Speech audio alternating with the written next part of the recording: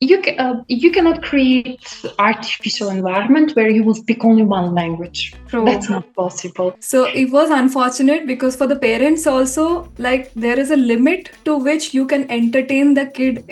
I think it becomes restrictive for parents also. Like, what do I do now? He was always engaged by the family, by their experience. He also started very young crash, but there were no interruptions. And yes, he explored the world with all his senses.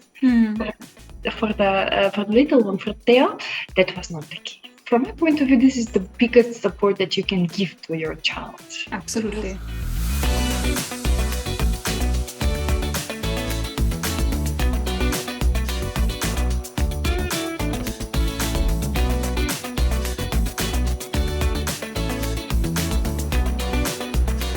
Hello and namaste everyone to the Expat Parenting Show. I have with me Jasna today, a friend of mine, someone whom I know from the last 6-7 years, and she is one of the few persons of European origin who is my friend. Happy to have you here, Jasna, today. Welcome to the show.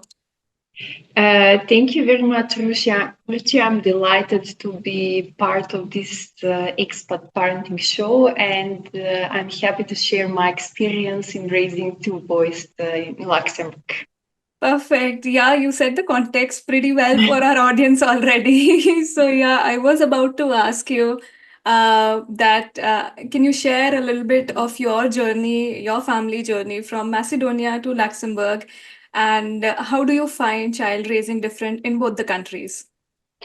Yes, so we relocated with my husband and my first son, who at that time was a year and a half. So this was almost 9 years ago to Luxembourg due to professional relocation of my husband.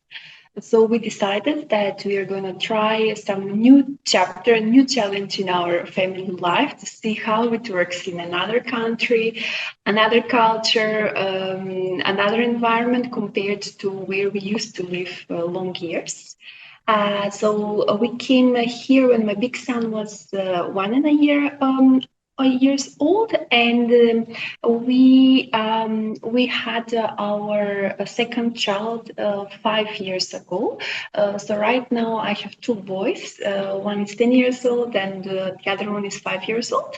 Now, but I like also to mention that for me, the parenting experience, how I was raising the first son in North Macedonia, was a little bit different to how I raised the second son here in Luxembourg, especially the first year and a half, 2 years, because there the raising process of the child is different because there are too many people who are involved, and also the stimulation from the society. All the people are literally raising the kid. Absolutely. And here it is a bit different because it's only the four of us at the second. But the issue was that my husband was working while I was on parental leave. The big son was going to school, so we were sharing some family time, but it was not a lot time like it was the first son back in North Macedonia. When you said that, yeah, you had like a different societal environment when you were in Macedonia, it reminded me that there's a famous saying, I'm not sure if it's correct or not, but they say it takes a village to raise a kid. Yes, exactly. Exactly, because it takes a village to raise the kid back. So back in North Macedonia, it was not an issue of whether I was not neither following his development because I knew he was dancing every time because he got input for so many people. It's like then it's there the grandparents, they're my brother, the sister of my husband, they're the neighbors, they're the people who are friends of my family, of the family of my husband. Everyone is putting something involved on the blackboard, and he's just writing. Yes. While with the little one here, it was really different, and Yes. I needed to learn how to get some input to him, because the input was not that much intense. Yes. Yes. Everyone is having their job, everyone is going to work. He started to go to crash, but still there is a lot of input that needs to come from home. And True.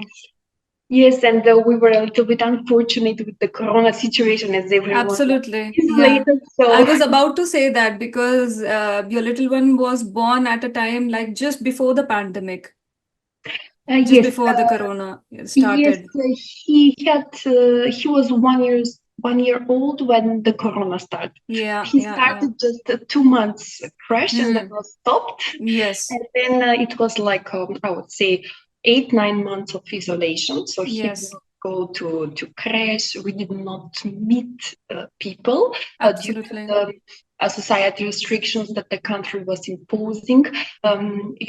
Even the playgrounds were Hmm. closed. True. Supermarkets were only reachable for one parent, because you cannot go there with whole family or True. some society activities. So it was like that, Yeah, unfortunately. yeah, yeah. Yeah, I think it was challenging for a lot of parents who had kids around that same time because that societal interaction of the kids was restricted. I would say that it was the toughest period was for the little one, but also Mm, the big one was yeah, asking why he needs to wear a mask in school. yeah, Then why he cannot gather with his friends after school? Why? yes, Because they were running also tests in school. He was wondering why they are running tests. Like yeah, yeah, yeah, I'm yeah, not very keen on doing it, yes. but it was for the good. But on the other side, it left, how to say, impacts on both.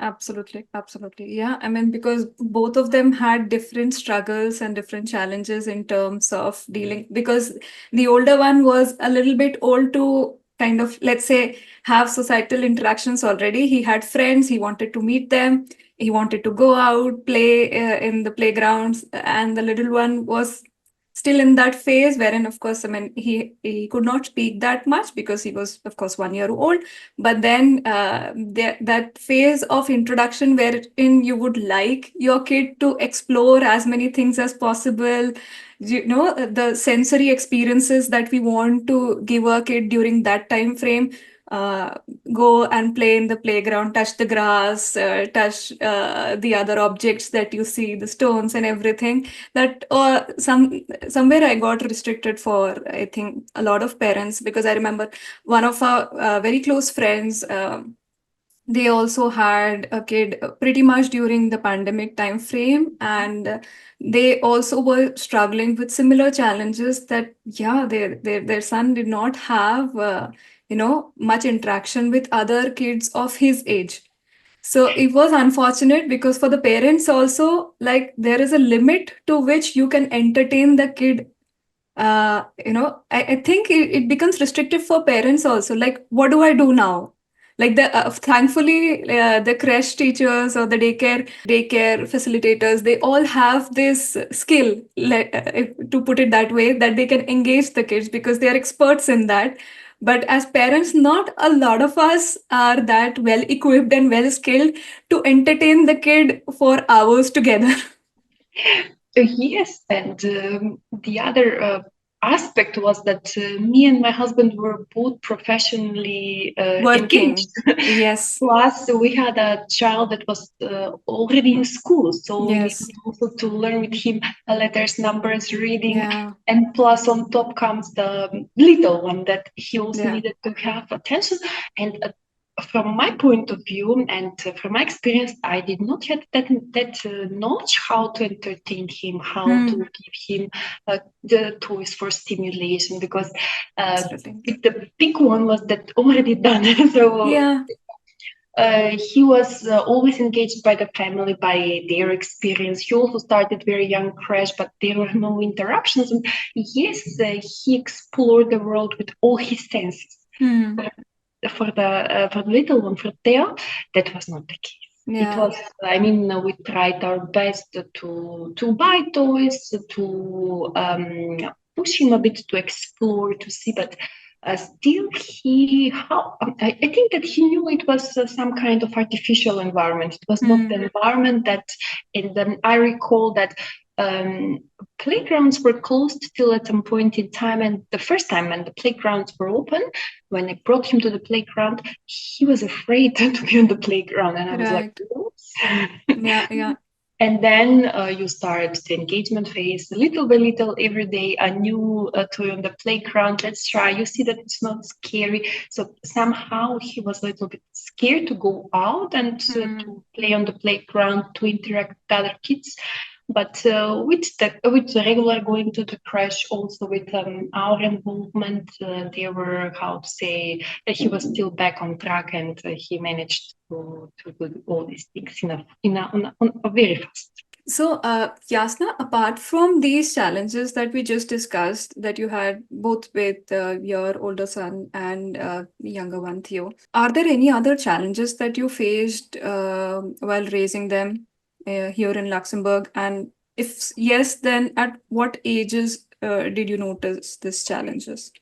The challenges that we have faced were mainly related to Theo, because we have spotted discrepancies in his developmental line. Why? Because everything that for Vedran was very easy to be done and came very naturally. For Theo, somehow we needed a little bit of support to help, because it did not came naturally. Right.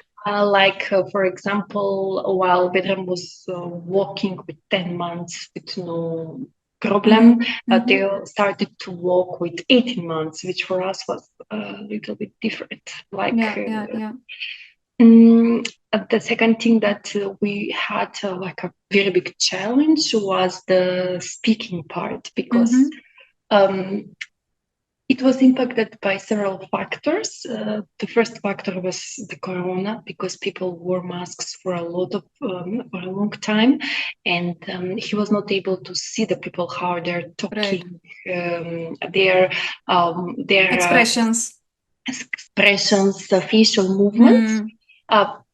Plus, the time that he spent at home with our maternal language, the multilingualism in Luxembourg also caused that he was delayed in the speaking part.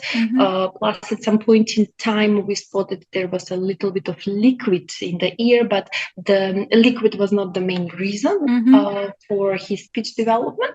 So it was a whole new journey for me as a mother to understand why is it happening. Is it happening also to other parents in Luxembourg? How did they deal with it? From where to start? So it was like a whole new world. From where to start, where we are going, whether he will be able or whether he will not be able. This was coming back from my nature to always predict, which is not good. But yes, with Theo, I started to follow the developmental milestones, which was not the case with Vedran. There was no discussion about development.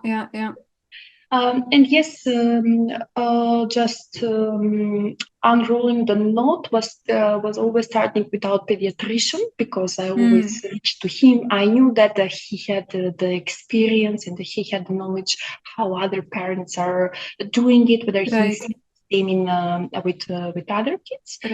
So with his help and the help that later I was engaging for myself, searching, asking people for their experience. Plus, for me, it was very important that the child start to speak the maternal language. Language was the language that me, my husband, and Vedran are speaking. So it was also the language of emotions, how we speak to him, how we say to him that something is good, that something is bad, how we interact like a mother and a son, like a father and a son. So it was crucial for me. And all the aspects that are coming afterwards, because I wanted him to learn the maternal language, but also he needed to learn, for example, other language to be able to communicate with the teacher, with the kids in school. So it was, I would say, a for me, from my point of view, it was a complex situation. How to manage it, um, how to take the elements all together to put the puzzle, and so just to have a plan how we're going to do it step by step. Yes. So firstly, thank you for sharing this with us, Jasna. I mean, it's not easy to be vulnerable and, share this, let's say, on a public platform, because it's a personal journey, like it's your family journey that you're sharing with us. So I'm highly thankful to you for sharing this with us. I'm sure parents who are watching this and somebody who is sailing in a similar boat as yours could relate to it and take some inspiration from that, because I can vouch for it, because me and my husband have both watched you and Alex. You have been very like when you were going through all these phases. I know from what I've heard from my husband that how stressed you guys were at that point in time, how challenging was it for you. And as parents, although we are adults, but we also do not have answers to all the questions. And this is something that you said very beautifully, that, yeah, I mean, you were also exploring, you were also trying to find out what could be the reasons. And most important thing is, like, you did not panic. Uh, so and you were curious to check with the pediatrician, to check with other parents, are they struggling from the same thing. And then from what I have learned from you offline is, yeah, you were making yourself more knowledgeable. You were reading, you were spending time in knowing about the developmental cycle of kids. So I think that really helped you a lot. Yes, Ruchi, and by nature, I am not a person that will wait miracle to happen. No, Yes. I would like to closely monitor it and then to say, okay, is it going in the right direction, or is it not going in the right direction? And yes, I would like I would like to have it closely monitored, and also to be very much engaged in same, because this is from my point of view, this is the biggest support that you can give to your child. Absolutely. To overcome the obstacle that he had on his way. And when now I think from that perspective, I would say, yeah, it was not easy for him as well. So engaging myself to support him and to give him the best path, and how he would have overcome it was for me the biggest project that I work on. The project in raising kids will never end. It was Absolutely. just but it was a challenging, and I would like to say that this challenge that we saw, it engaged a lot of collection of information, understanding the information, and also recycling the information, because some information was okay, okay, but some information was like, okay, it does not make sense to me. I will not do it with my child, because it will not work out. And plus, you also need to think, to brainstorm whether it will work for him, because if you put him with an orthophonist for such a long time, it will not work out. He needs to be motivated. He also need you also need to to engage yourself beside the speaking part. He to be engaged in activities with fine motorics, with gross motorics. So it's a whole set of things that you need to do with him, and then the progress will come. And I would also like to say that besides, as I said, I was engaged. I wanted to closely monitor it. By nature, I'm also very much, I cannot wait a lot. I would like to see immediately now. So somehow it was also a changing way of myself, because I cannot see what I want to see in the time perspective that I would like to see it, but I need to be very passionate, because to be honest, it takes time. There are small improvements, and all these improvements will be calculated, will be summed up. You will see the big improvement in the child. So it was a phase that changed me as a parent as well, because it was very important that I need to understand that every child reaches this milestone in his own way. And absolutely. All the children might be like a seat of a popcorn, but they don't want to pop in the same time. Everyone will pop in the time when he's ready to do it. Absolutely. And I think that also the pediatrician also had right when he was saying to me, don't compare the both the kids. Yes. They are from same mother and father, same blood, but they're not the same. So you will see. So he was repeating this sentence, I think, every time when I see him, like, okay, calm down. This is not a competition. This is not who is best. This is something that you need to be very, you need to take the time, you need to follow. And he told me, do what you can do, because this is, I think that also the parent engagement in all this is very important. True. And I'm glad you shared this with us, because there are two important points that you just made, and I'd like to highlight it for the audience in case they missed it out. First is that every child is different. I mean, irrespective that you have like siblings, but every child has their own growth journey, has their own developmental journey. And the second very important point that you made was in terms of when you have so much of information available in front of you, it's it's overwhelming at some points, but it's as you said, that not everything applies to your child, and you have to figure it out as a parent, that what fits best for your kid, for your family. Not necessarily all the solutions that are mentioned for a particular problem may be applicable in your family situation. And that's something that probably a lot of people miss out. Like, okay, you have a problem, but there are 10 ways of solving that problem. You have to figure out between all the 10 what might work best for you.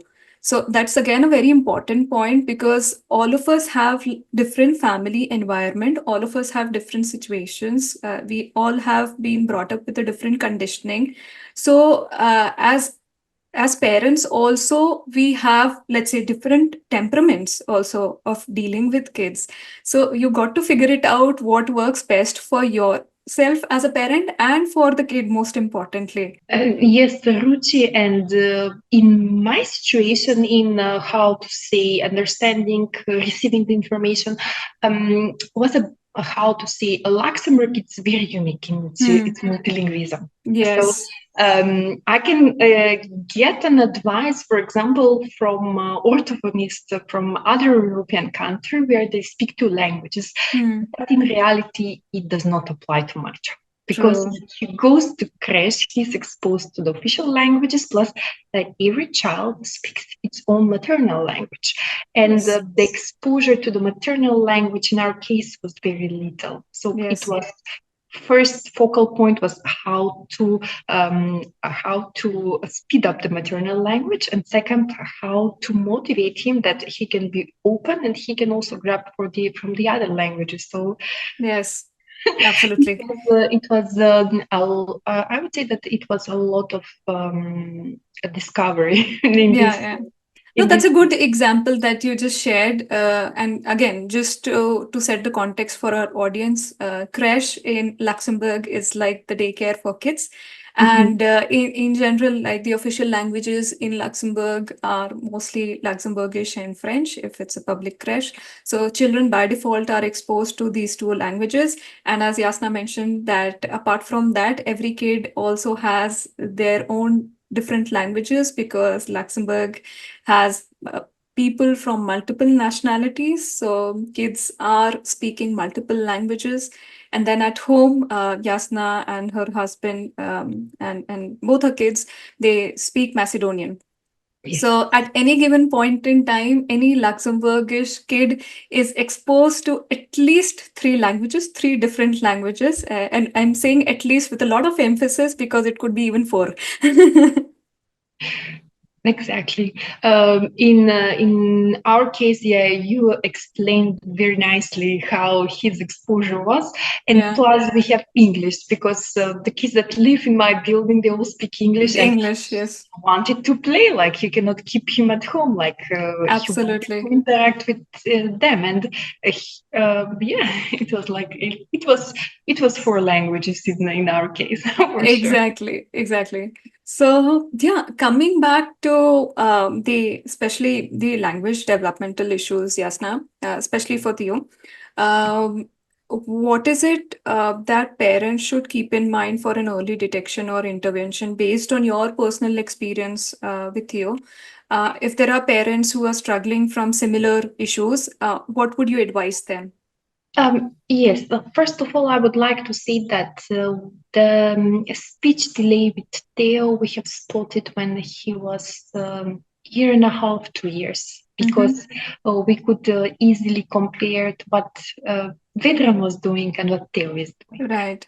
Like there Yeah, was a yeah. big gap in same. I started first with the talks with the pediatrician. He said that the services in Luxembourg are available only from 3 years old child. At that time, he was not 3 years 3 old. years old, yeah. And so somehow I did not want it to lose time because I thought that I might use this time for a year and a half to work at home with him and to see how he can achieve what was important for him, and then he can continue with an orthophonist, a specialized person when he's 3 years old. And yes, at that point in time, I started to explore the resources that I have in Luxembourg and the resources that I had back in North Macedonia. So somehow I combined some part of the resources in Luxembourg and Yes. some part of the resources that I had in North Macedonia. And how I started is that by recommendation from one Luxembourgish orthophonist, she told me, look, you need to buy one book. You need to be very calm how you read the book to understand each paragraph of the book. Then you have some evaluation tests in the book to self-evaluate your child, and then thinking in which phase it belongs, you can continue with the activities that are recommended in this book in order to start developing the pre-language skills in your child, and then he can reach the language skills, because she said it's pretty complex in this situation. You have a lot of languages. Right. He has 4 types of balls in his head. He needs Yes. first to understand how to put the balls in the right box. So it was Yes. very important for him. And the second resource that I used was a book from North Macedonia, which gave me a lot of ideas about activities for fine motorics, for gross motorics, and also for exercises with the mouth, with the muscles in the mouth, because he was not used how to say to use the mouth like Yeah. For bit, speaking. yes, for Yes. doing. And I combined these two resources, and I started with evaluating him, then doing the activities too. But at some point in time, I wanted to engage a person that would follow me, because for me it was not possible to bring him to orthophonist. Right. It was not possible to put him in front of the laptop because he was too small. But Yes. it was some kind of engagement that would allow the person who is specialized in this to check him, to see how he's doing, to suggest also other things that we can do together. Right. And I would like just to mention, even though I will give you as a resource, the book that I bought, it was called It Takes Two to Talk, and it's from the Hanan University. And because I already was reading the book and I found my son in the book, I said, I'm gonna engage someone from the same university, from the list of people that have already completed the level that it's requested. And we are gonna engage together and we are going to, to work together. So yes, I was doing all these activities with him, and plus the person was engaged on bi-monthly engagement with us. And the thing was that she told me that I need to record him with a mobile phone from the house, but he's not aware that I'm recording him. In order to see his reactions, in order to do this, and she gave me some exercises that I can do with him. I'm very thankful to this lady. She was a very young lady, but very much experienced in how we're going to do it through play, through excitement from his side, because it was not educational phase, but it was something that would keep his attention and his excitement at a big level so we can achieve. So yes, we worked with him, with her, I think it was almost a year and a half. And after he was, acquiring these pre-language skills, like how to say the imitation, the gestures, the repetition of gestures, because we're going through books like, for example, Pinocchio. How did Pinocchio did? How did his father did? So it was very interesting. She showed me how to do it with eyes, with the lips, with fingers, with everything. So the body language also to develop. Then at some point in time, so we decided that it's good that also someone from Luxembourg evaluates him and see whether it's another type of of things that we need to face, or it's just a speech delay. At that point in time, we found an institution which was in Strassen, that's only for kids who are till 4 years old and who are having that are not reaching some developmental milestone. So we went to them. They had a specialized person who ran a couple of tests on him to understand his logic, his way of thinking, whether he can communicate, but without using the language. Yes, they have created a report for us. They called us, specialized doctor in children development talked with us, and they have concluded that it's not a possibility, but it's a speech delay, that it's by him. And then they have assigned an orthophonist who worked with him from 3 years old. So you also mentioned, Jasna, of another book. What was that book? It was a book written by several Macedonian orthophonists. The book is on Macedonian, but if you, for example, if you see the pictures, you're immediately getting an idea of what you need to do with him. For example, you need to blow a feather, you need to blow a balloon, you need to do all these tasks, which are all of them are pre-language developmental things that your child needs to acquire before he starts to speak. So that was also helpful for you, right? It was helpful, yes. It was helpful, and it was written on my language. Plus, I had the lady from the Hanan University was also from Macedonia, so she was also helping me. And because the struggle here in Luxembourg was that I could not find. I wanted him to be engaged in a face-to-face interaction with Macedonian orthophonist, but I could not find it because they're Okay, so I mean that I think you mentioned of a lot of resources, and I would also request you to maybe share some details with me so that I can add it in the episode description, so that people can check it themselves and see if this is something that is useful for them. Moving forward, I mean, you mentioned of how important it is for you as a parent to have Macedonian as a language of communication in your family. So I would like to ask you that how important do you believe it is to maintain this emphasis on mother tongue in a multilingual environment like ours? And how have you incorporated Macedonian in your daily life? For me, it was the main building block on his language skills, on his personality, on everything that he could acquire from the world, also his emotional well-being. Because I'm here, I can speak on maternal language, and I can always express the best way on my maternal language. I can do it also in other languages, but I cannot express that much as I can do it in Macedonian language. So it was a mission that we needed, for example, to establish with him and to use it as much as possible in every task, in every activity that I was doing with him at home.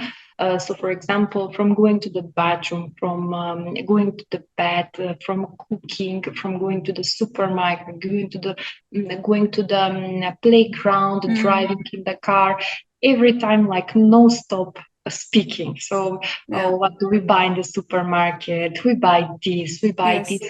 And I think that it is important when to understand, all the parents understand when the child is not speaking.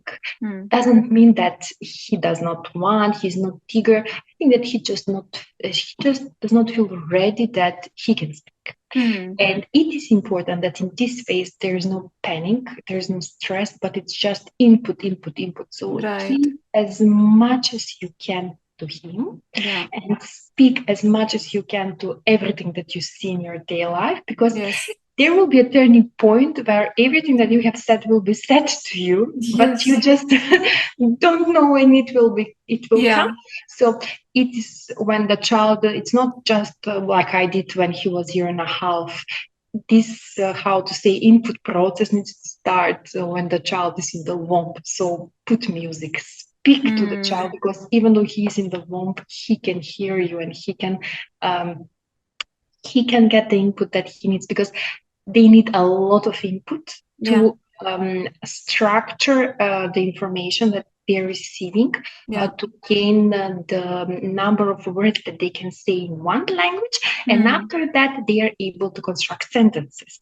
But this is how it goes from by book. But I would just give the message to all the parents: just speak the maternal language as much as you can. Use every situation at home to speak, to explain. Going through the books, it does not be necessary going through the books and reading a story, but everyday activities like I mentioned. You mentioned that we need to give a lot of inputs to the kids, irrespective if the kids are responding or not.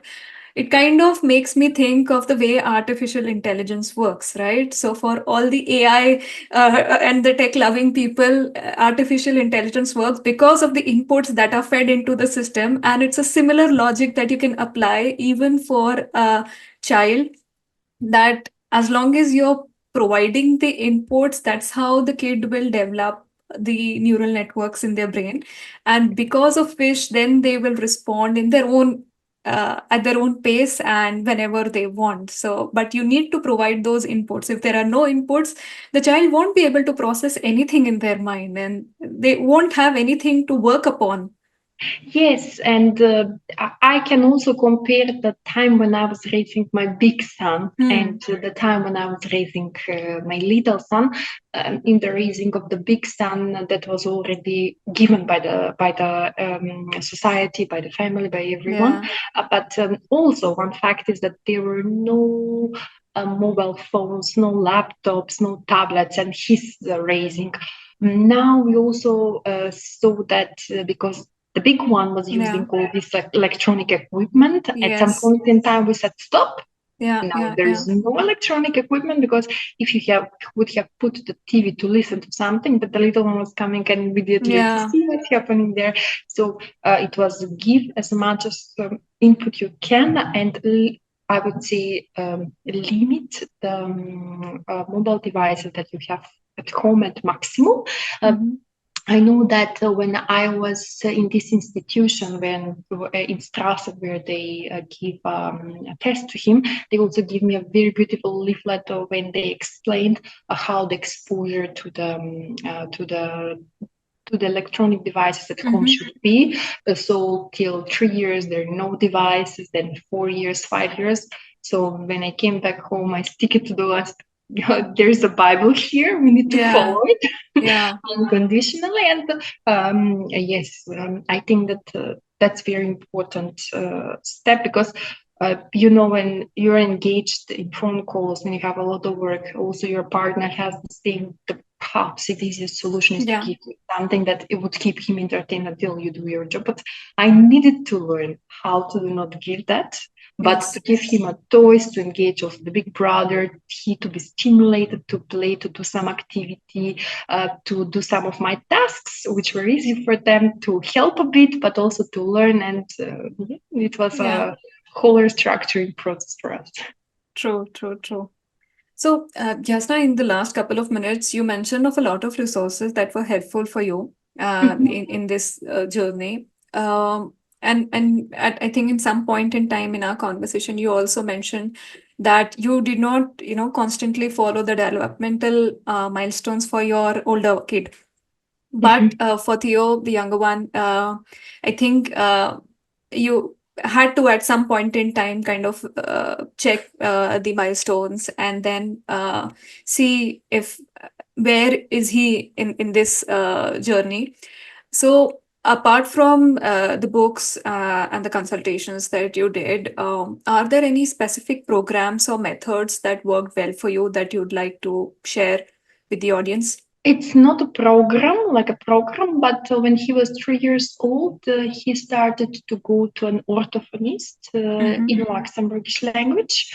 So she started to use activities, playbooks, how also to stimulate him, what she did in the class. So I was present in the class, or if I was not present in the class, she gave me a small summary. What do we need to do at home? So I was practicing the same exercises at home without stop. And also I sometimes try to apply the method that I used with the Hanan professional, to give her videos how we did it, how we did worked out with how to say with him. And I'm using the same principles, because when he was 3 years old till 4 years old, he went to one orthophonist, but after 4 years old, we needed to find another orthophonist who works with kids who are in school, because Luxembourg starts with 3 years, but he needed to find another orthophonist at 4 years. So this was the input that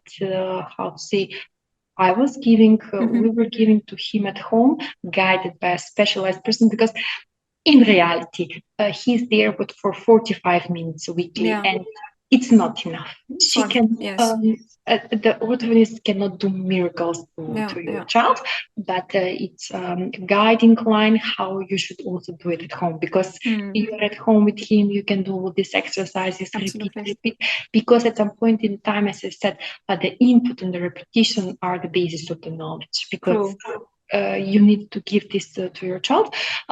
Between the years of 3 and 4, I also took him very often back to my native country, Macedonia, because I was thinking that it was important for him to be also in one lingual environment, because speaking Macedonian, and plus there were my parents, there were the parents of my husband, there was the whole family, and everyone was giving a bit of input to him. And yes, this was what I was doing till he was in Precos, and then we also started engagement with Centre de Logopedie, because it was an institution which is specialized in Luxembourg for kids who have a speech delay or other speech problems. And they also did an evaluation with him, but somehow they decided that it's better for him to continue to go to the regular school instead of going to the Centre de Logopedie. And yes, so we have.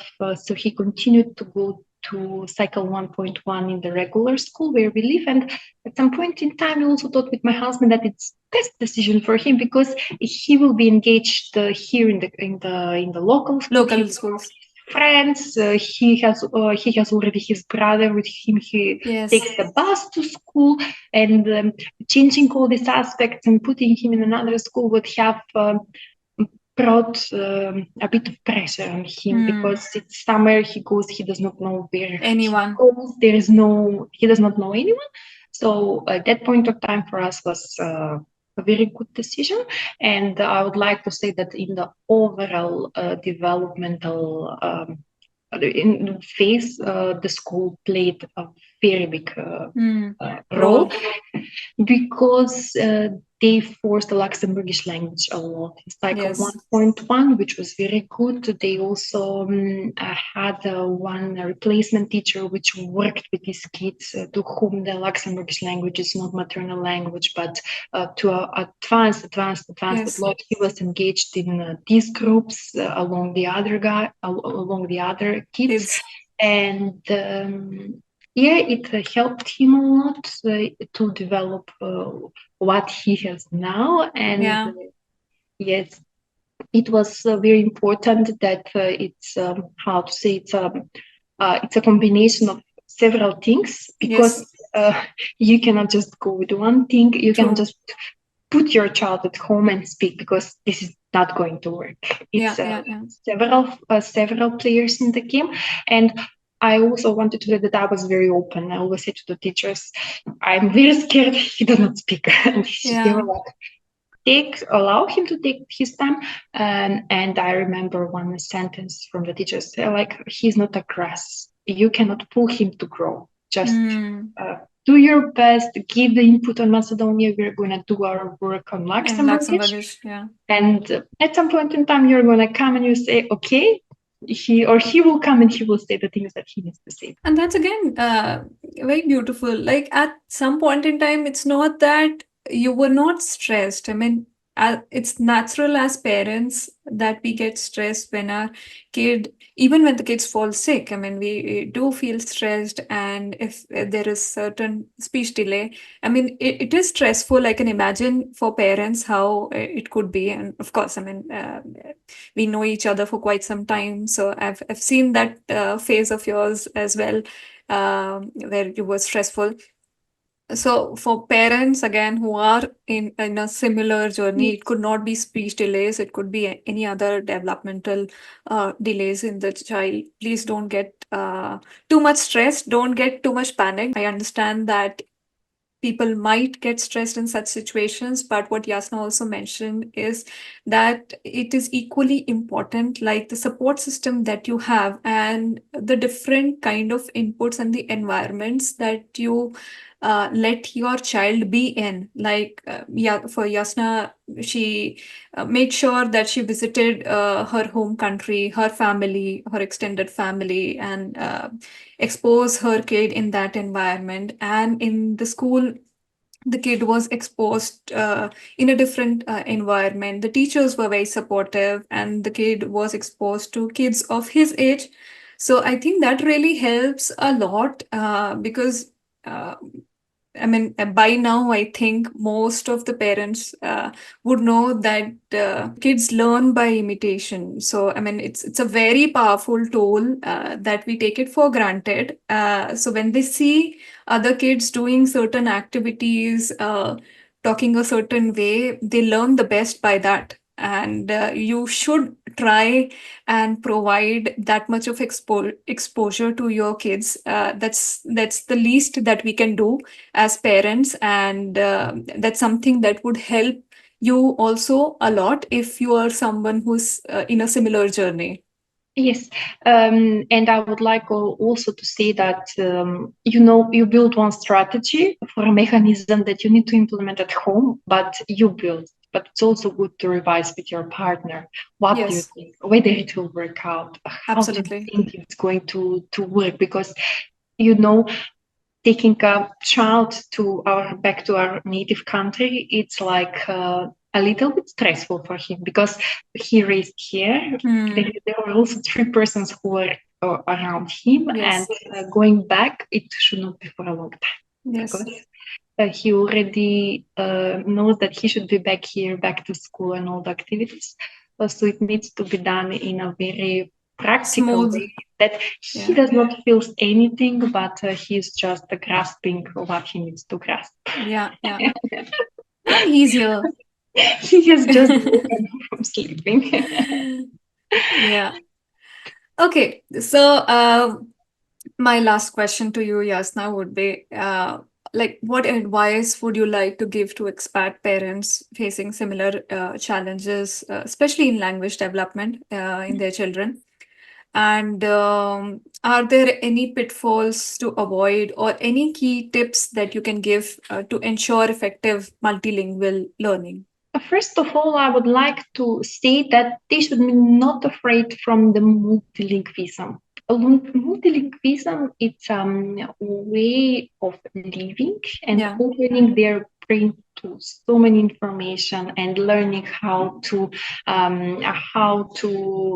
construct a way how they're going to understand the information in several languages. Yeah. Yeah. And this is something that can be achieved in a country where you are living with so many languages. It cannot Yes. be learned in a country where you have one maternal language, but you live on a school course other languages. No, for me that's not possible, because I see it with the big son, how he understands, how he processes the information and all these things. For me, it is important that they are not afraid of the multilingualism, but in the same time, they force the maternal language, because the maternal language, as I said, is the main building block of all the child development and all the language development that the child will have in future. Yeah. Plus, they also need build strategies how to stimulate the child to speak more, how to build all these pre-language skills that the child should have, because it's normal that the child could not speak at 2 years like my big son was speaking. Yeah. Exposure to so many languages creates confusion at some point in time, but there will be time when this confusion will be gone, so he will be able to proceed and to speak and separate languages. My advice is also, if the child is mixing the languages, don't say that he's mixing, just force him, say that it's very good, stimulate, encourage them. Encourage them, boost confidence in them that they're doing it very, very good, because that will stimulate them, that they will speak more and more and they will express more and more. Yes, if you see that he's lagging behind, he's not using words, just go through the book that I have recommended, all the things that I have said in this video, because all of them are important. Yes.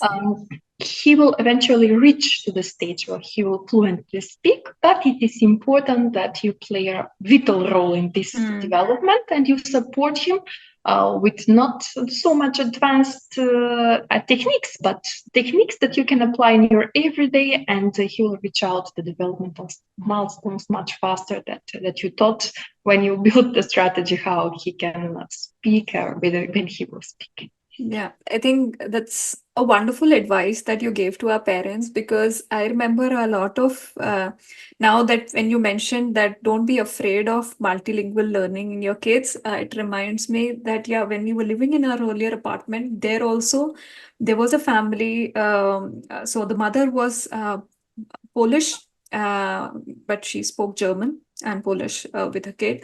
The father was French, so he spoke French. They had a nanny for the kids. The nanny spoke English, and the grandparents, I think, so the grandparents on the maternal side, they spoke German with the kids. So the kids were already exposed to 4 languages. The older kid, I think he was 3 at that point in time. So this kid was exposed to 4 different languages. And I also remember now when you were sharing this, is that he wasn't speaking much. Like, he was just speaking mom, dad, and he used to call our names and say, okay, hi Ruchi, hi Riansh, and things like that. nothing more than that, and he used to speak very less. But I remember his mom saying to me that, yeah, I mean, he's exposed to multiple languages, so he's just processing all the inputs currently. And then by the time I think he was 4, he was speaking. He was speaking fine. He was speaking with all of them in the languages that they communicate with this kid. So with the father, he was speaking French. Although with, I mean, and it's normal to mix up words, as you said, that it's okay when kids are exposed to multilingual environment, that they have different vocabulary words from different languages, and they use it in a sentence. But it's okay. The only thing that we can do as parents is to encourage them, and that helps them, speak more. You cannot create artificial environment where you will speak only one language. True. That's not possible. True. Just be very much going very how to say, wait to them, and do not compare the children that live in one lingual environment, two lingual environments, with these kids who live in at least 3 or 4. At least 3 or 4. And as long as he speaks some words, even though they are very much how to say small words and short words, he will pick up. Just give input. Don't be afraid to give input as much as you can. Daily tasks, whatever you do in your daily life, just comment it. Just say, we do it like this, we do it like this. And you don't need to worry, because at some point in time, all this input will return back to you. Absolutely. So I think with that, we come to an end of this episode. So thank you so much, Jasna, for your time. And I let you be with Theo, because I can see that he needs you now. That he's broken up. He was. So thanks again for your time, and to our audience, I hope that you found this episode resourceful. And as I said, I would link all the resources, details, as Jasna mentioned, in the description of this episode, so you can go and check them out. Thank you, Ruchi.